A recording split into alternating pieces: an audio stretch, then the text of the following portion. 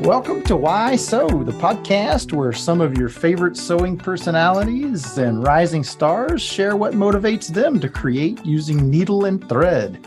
I'm your host, Jason Prater, and today I've got Barbara Emodi with me, an author who has written several instructional sewing books and has also come out with a crafting mystery series for C&T Publishing called Crafting for Murder. Just wanting to find out why she sews and why does she write about sewing. So, hey, why don't we find out? Welcome to the show, Barbara. How are you today? I'm great. Well, like many people who sew, my generation, we started early. I was the oldest of four kids growing up in a small town in Manitoba, Midwest of Canada. And that was in the day before kids' activities. So I was driving my mother crazy, just kind of kicking around the house. And I actually started a sweatshop in the garage where I was making doll clothes and had all the little kids running home for like nickels and quarters to buy them. And the mothers marched down one morning and said to my mother, look, we got to shut this down. Like the kids are driving us crazy. So my mother enrolled me in a Singer sewing school, which in small towns was it. And it was in the basement. And I went in and I was 12, I think, at that time. And it was all adult women making tailored suits. Oh, wow. But so I made myself a fully lined tailored wool suit with bound buttonholes at 12, which of course I had nowhere. But I found out a couple of things. One is that sewing was very social. I really, as a kid, enjoyed the adult conversation around me. And I just really loved sewing. I loved just watching the needle go through the fabric. I just loved all the materials. And I just never stopped. That's fantastic. So you knew this at an early age. I mean, you were smitten pretty early on with sewing, it sounds. Absolutely. So I sold all my own clothes, which actually were pretty awful when I think of some of the things I wore to school. And through my life, I obviously went on and did other things professionally, but sewing was core. And story that will give you some idea of the role sewing was in my life. At one point, I ended up the director of communications for a politician who ended up running for becoming what in Canada would be the equivalent of a governor. Oh, wow. So had to be in these election campaigns, drove me crazy. So I thought, and it was kind of stressful. So in those days, I had computer case. I actually took my computer out and I put a small sewing machine in it. So everybody saw me walking around with this case and thought, like, I'm so hardworking. Then at the end of the day, I finally get the politicians to like go to the rooms, and I would go down to the business center in the hotel and say, can I use your computer? I'd write whatever I had to write, go back up to my room, and I would sew, because basically by sewing kept them alive. It kept me from killing them. So I just that was a part of my life. And it was kind of a bit of a secret life, obviously, in some ways. And in terms of writing, when sewing blogs started out, I remember sitting one night at my dining table and looking at someone trying to sell an indie pattern for a coat. And I looked at it and I thought, that hem is awful. And and I can remember it was a yellow wool coat. And I thought, like, it's such an easy fix. But obviously, nobody's telling them the easy fixes. So I actually sent off an email to C&T and said, if you ever want anyone to write a book of kind of like tricks of the trade for new home sewers, let me know. And about 4 or 5 months, actually, I was down at the pool with my grandchildren and I got an email and they said yes. That's fantastic. So at this point, I mean, let's maybe rewind for a second. Or maybe you could tell me, is sewing sort of your primary job, your primary profession now, would you say? Or do you have something else and sewing is just the passionate thing you do on the side and write about and other things? It's kind of, the lines get blurred, right? The lines get very blurred. Well, obviously, I've written sewing books. I'm now writing novels, mystery novels, and all about, actually, the main character is a sewing teacher. Okay. And I also, in the evenings, taught sewing for like decades. I've taught sewing. And then I also do work part-time, actually, in radio for the Canadian Broadcasting Corporation, where I am a political commentator. Oh, wow. But they all know I sew, and I actually made the wedding dress for one of the other commentators. So that's terrific. It all blurs. I love it. So you call yourself a serial sewist. I mean, now, does that connotate that you always have something going on the sewing machine, or tell us where that name came from? Well, I sew every day. I've always sewn every day. And actually, my family, I've got a son in California, one in Texas. I've got family here. I have a sewing machine at every house I visit, because the minute I walk in, they say, listen, can you fix this? Can you make this?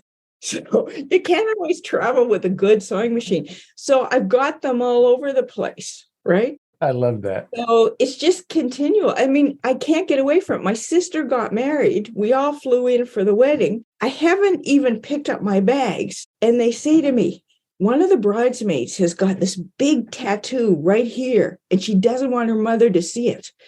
Can you alter the dress before the wedding tomorrow? Tomorrow. So everybody else goes off to the parties, right? Where am I?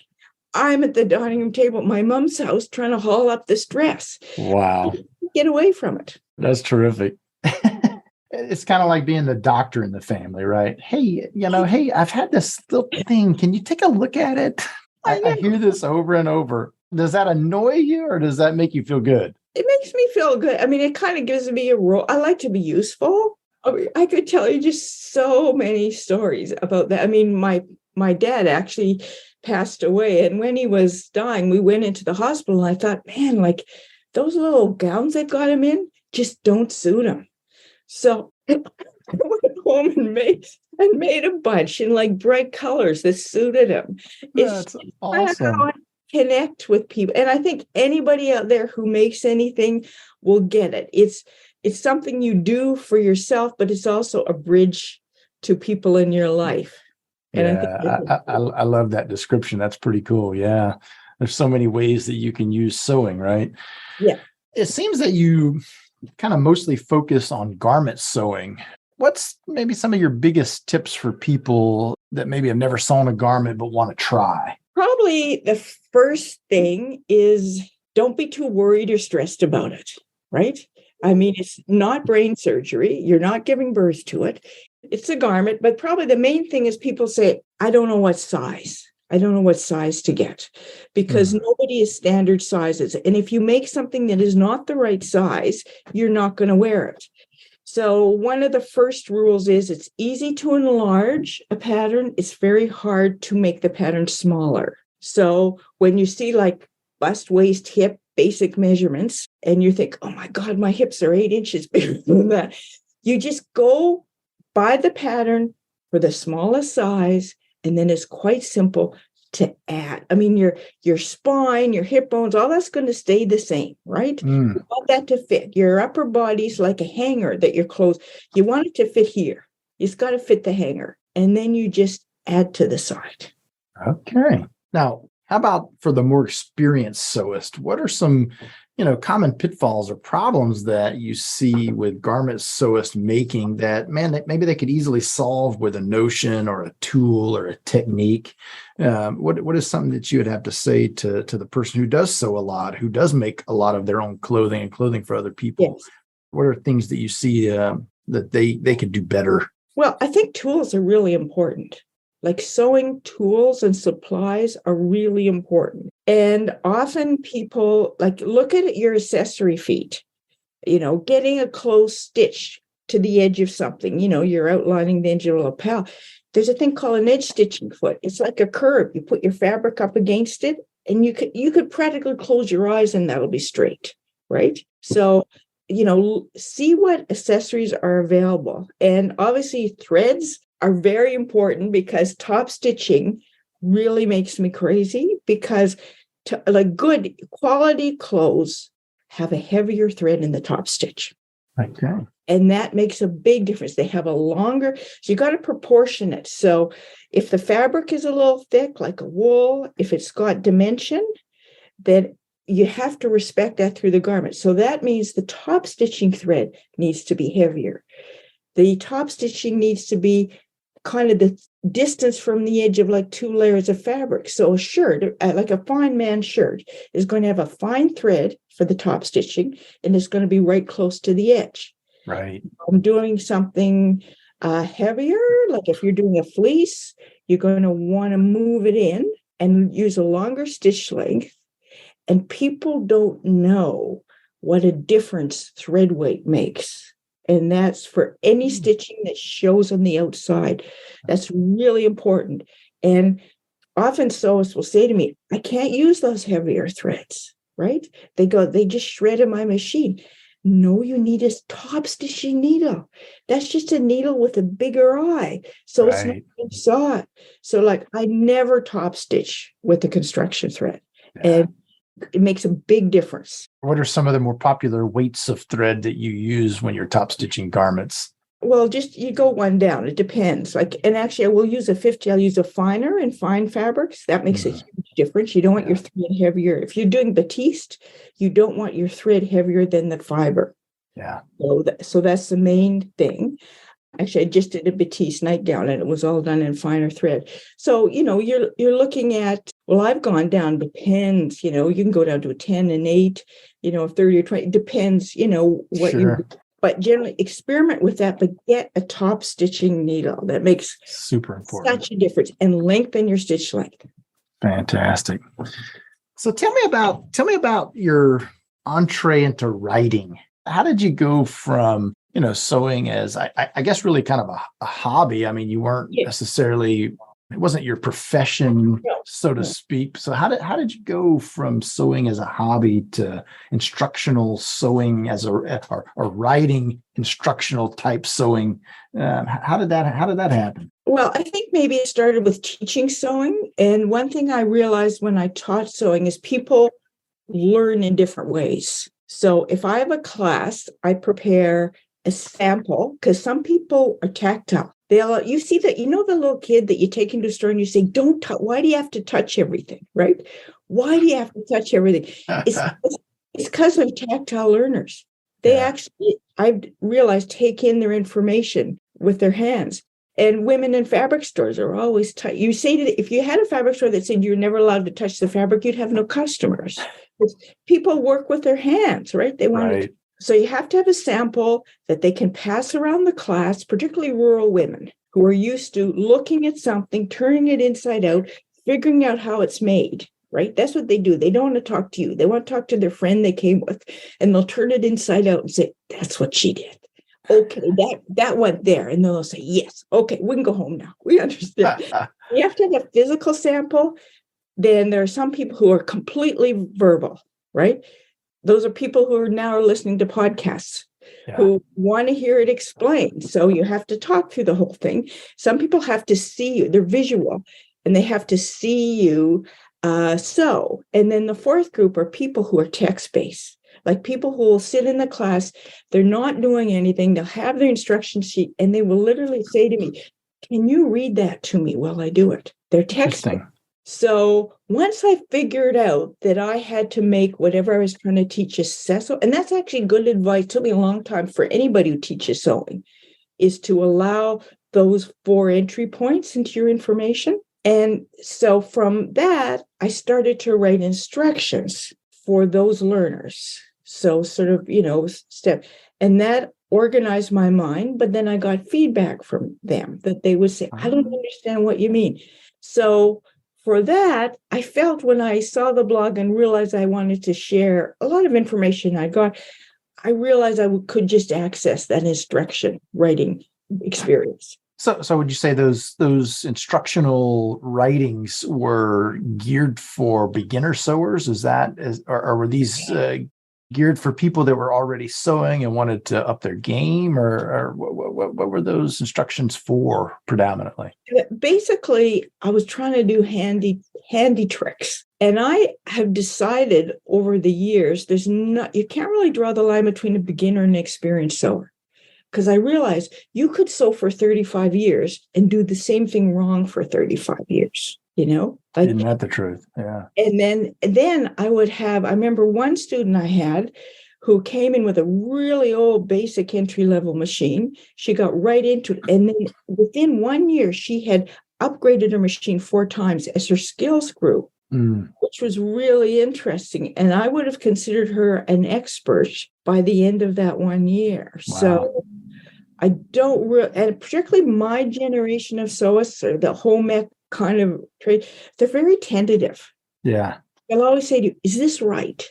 Is this right? Is this the right way to do it? And actually, people's hands are more comfortable with doing different things. So there's not really one right way. Whereas a new sewer will say things like, oh, I should have 2 pockets. And they will put in one and say, yeah, I'll only use one anyway. Yeah. So I don't like to draw those distinctions, and I don't want anyone to feel you need, it's not a degree granting institution or sewing class. Like you have to put in certain number of years. Interesting. How much of those techniques and tips and tricks and just things that you know and use, how much of that would you say you sort of developed on your own through trial and error, or how much of that came from your original classes that you took back at that Singer? I assume this was a Singer store, right? I know a little bit about the history of Singer, and they ran a lot of company-owned stores, but then they also had a lot of independent retailers under the Singer name. How much of that instruction came, or how much of that knowledge that you have do you feel came from that experience, or was it really more through your own trial and error? It's a combination. I don't think a lot of my techniques are formal. A lot of them I think are new to a lot of even experienced sewers, but where they came from, a lot of them from my students, but also a lot of it is my mistakes and my frustrations. And I had a really funny student once who claimed her machine would only sew with silk thread. And I said, come on, how can the machines aren't like that? Like maybe the weight makes a difference, but no, my machine is a very top of the line. It'll only sew with silk thread. So she said to me, Barbara, you must have been trained in France. And I said, actually, what is standing behind me are 1,000 ruined garments. And everyone, at the end, I thought, what did I do wrong? What could I have done to see this problem coming to head it off? And that's kind of my approach. I find that comforting. I just in anything that I do, knowing that people that I might be learning from have made the same mistakes. I think your students probably would appreciate knowing that, and do appreciate knowing that. And when you come at it from that perspective, it seems like that's super helpful for a student to know that, hey, everybody's going to make mistakes, right? Oh, yeah, exactly. And sewists tend to focus, maybe women do, but on their mistakes. Like you say to them, that looks, oh, did you make it? That looks nice. And they'll say, yeah, but I trouble with this. Yeah. Let me pick out the one little tiny thing I did wrong as opposed to the 50 things I did right on this. Like just say thank you. And I've done men's shirt making classes, and men are so different. Like men are like awesome. I once taught 2 brothers who were sheet metal workers. They were, for some reason, they decided they wanted to make their own pants. And I would show, this is in Australia, they were kind of rough guys, but they were so fun to teach. And I would show them, and they say, right, they say it's just like sheet metal. And they'd sew something up, and they'd say, this is amazing. And it probably looked terrible. But they were delighted with themselves, and they kept sewing, and they actually turned out to be great sewists because they were just so pleased. Yeah, that's great. I love that. Wow. How much of that experience or experiences like that did that have anything to do, or your I don't know, sort of your journey through teaching? How much of that had to do with your transition from writing technical things to writing fictional things about sewing and writing novels that incorporated sewing? I mean, how did that transition come about? What was it that got you there? I spent a lot of time in sewing classrooms, and people talk, right? It's their night out. So you hear everything.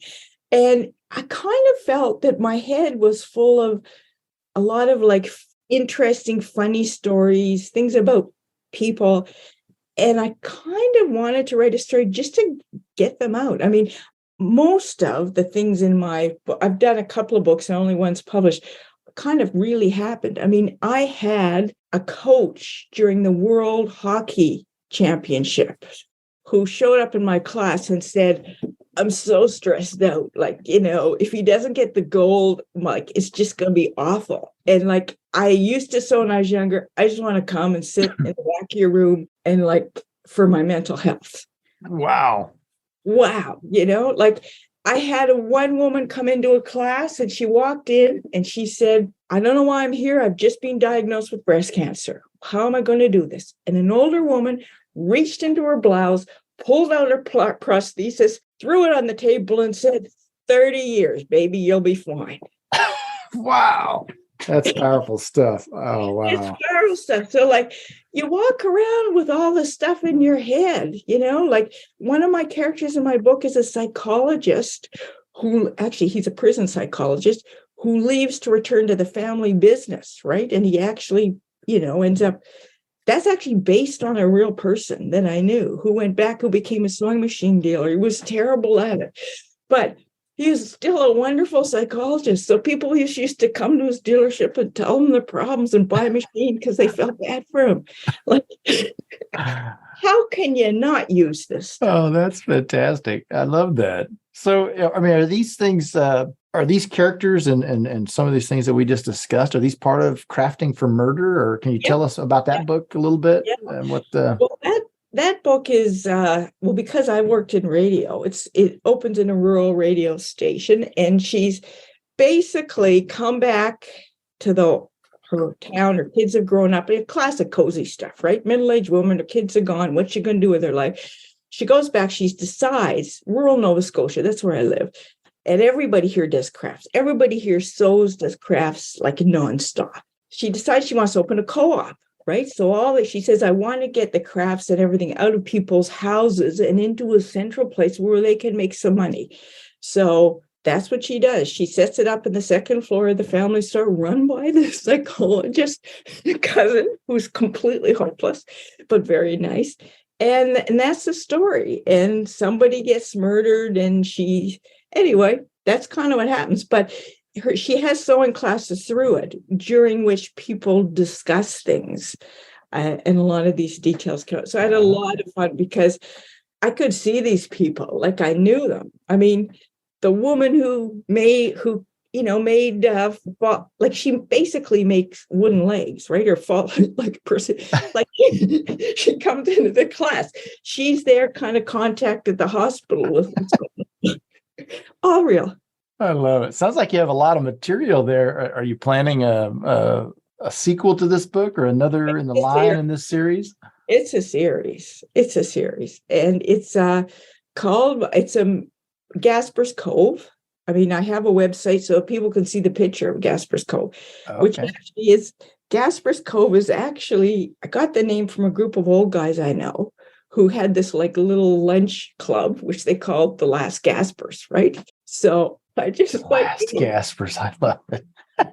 So I called it Gasper's Cove, right? And everybody refers to the town as Last Gasp, right? So they're kind of down in their luck, rural town, on the North Atlantic. So it's a whole thing. I'm getting pretty involved. Wow. With what's going on in Gasper's Cove. That's super cool. So you have this series. I'm sure in your mind you've kind of got it all planned out, right? 5 books into the series probably by now. But beyond that, what else is next for you? Any other endeavors, projects, things that you're working on that you like to share? I think the writing is big. I think sewing for people is important to me. Like I have a very tiny niece who has quit her kind of corporate job to go back and work with disabled adults and therapy animals. She has nothing to wear. Well, I got to take care of that. So probably a lot about that. And I like a little bit of sewing. I worked actually briefly as an educator for one of the sewing machine companies, just kind of on call. And I really like that. Like I love the materials of sewing. I love sewing machines. And yeah, any chance I get to do a bit of that. But like I'm busy. I get at like 4:30 because like I'm already behind. So are you still actively teaching anywhere, or do you have any upcoming places? Not at this moment. I have taught. It's been a couple months till I've taught. Yeah. Okay. Well, so at the core, at the most basic place, why do you sew? What is it that you feel you get out of sewing that's so powerful that you can't stop? It's just the magic, right? It's the magic of you have this flat bit of fabric and maybe piece of paper, right? And you cut it out and you sew it. And sometimes it's not that great, right? Sometimes you put it on, your husband says, maybe not the best thing you've ever read. But then sometimes you put on, you think, you go into the bathroom, you've put on this thing you've sewn, and you look in the mirror and you think, my God, I look great. And I did it all myself. But then when you sew for somebody else, like I made pants for my 95-year-old mother, and she's with pockets. And I made her an apron with all these pockets because she has a walker, so she can put all her stuff in it. And she says, like, this is the best thing ever. And there's something about creating. I find it hard to imagine what life would be like if you didn't make something. Yeah, that's cool. I love that answer. I've always kind of said that as an industry, we aren't selling thread and notions, but what we're really selling is this feeling of accomplishment, this feeling of pride and satisfaction that comes with creating and crafting through sewing. And sounds like you definitely agree with that. Your explanation was right in line with that thought. Yes, and I think the industry needs to refocus a bit on that and be careful that they don't create more barriers to learning. Like that they don't, sometimes I think machines are so complicated and everything is so complicated. And women do more than they used to in terms of diversity in their lives. Like, you've got jobs, they're going to pick up, you can't give somebody tools that have a very high learning curve because you're giving them escape where they can make magic. So that's an interesting perspective. Yeah, I haven't really thought of that before. There is way more competing for your spare time today than there was 30, 40 years ago. That's for sure. When you make it too complicated, I can see what you mean. And I think that's a challenge. Like an older sewers say to me, do you believe that, young women are getting out of the house to go down and learn how to make a tote bag? What's their tote bag? No, you look at the picture, they're holding up their tote bag.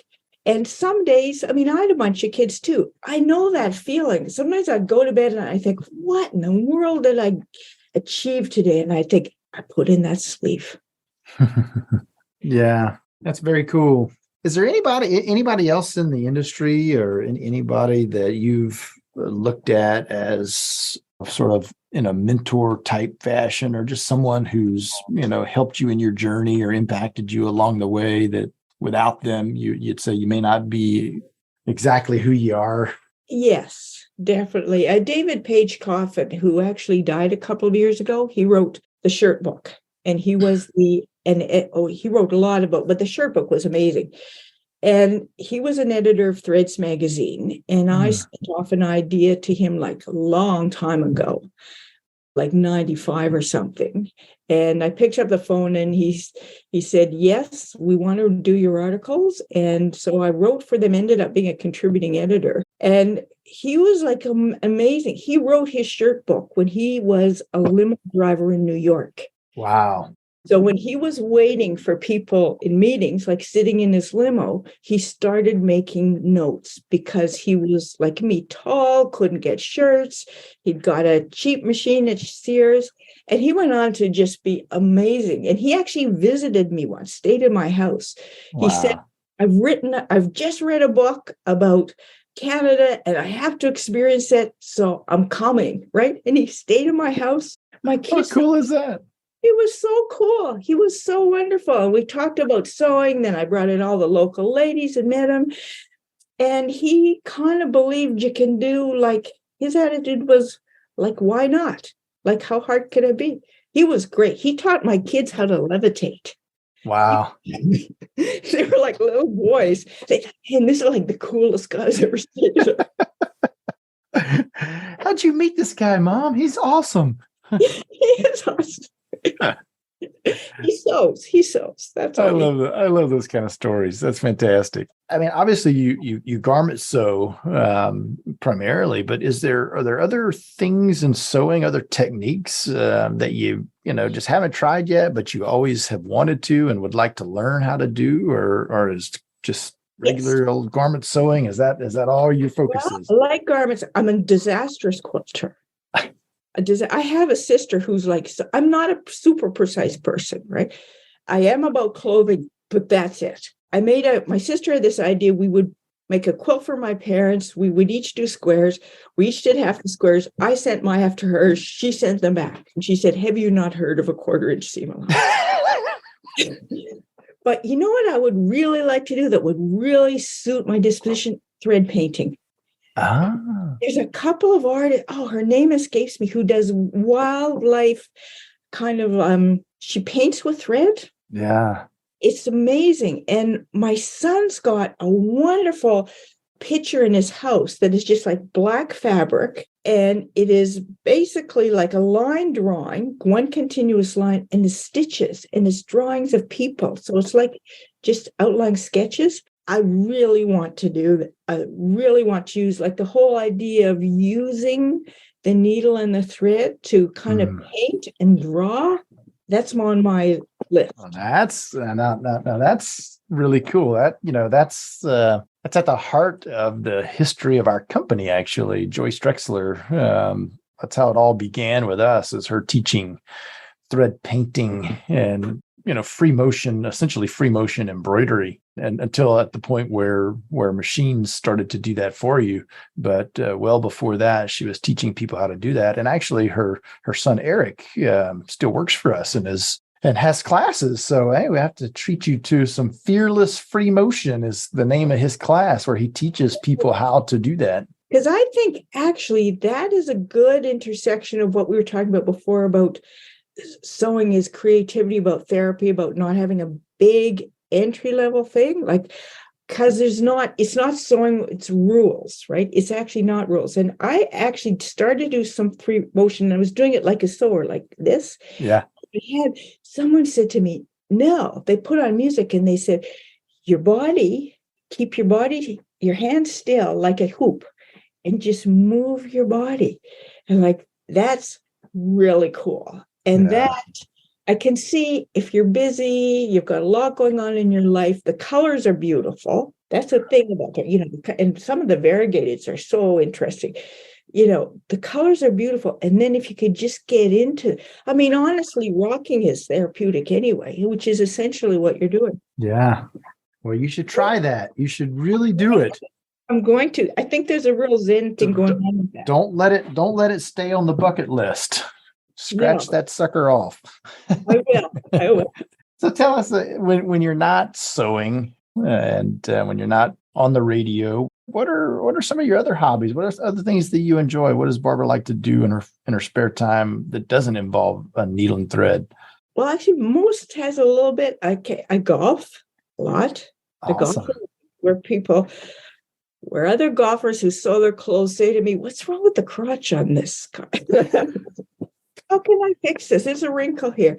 And we actually RV a lot. So we live in Nova Scotia, which is people don't know that's north of Maine, right? It's right up there. And of course, we've got, grandchildren and kids in California and in Texas. So we RV. So we've just come back from like a 4-month tour.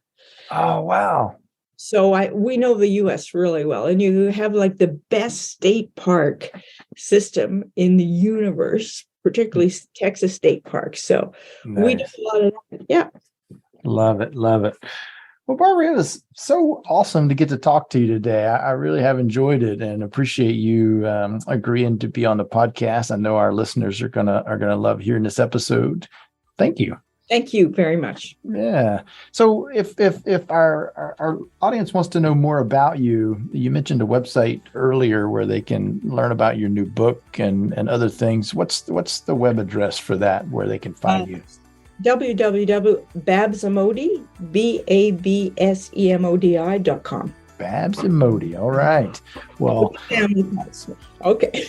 fantastic. Well, Barbara, thanks again for joining us. We appreciate your time and all you bring to the sewing industry, and wish you all the best in your next books. Thank you very much. Thanks, Barbara. You take care. Thank you for listening to Why Sew with Sulky. Visit sewingonline.sulky.com for more info on today's episode and to browse our educational offerings, including live webcast, videocast, and special events that you can watch in the comfort of your own home with your sewing machine by your side.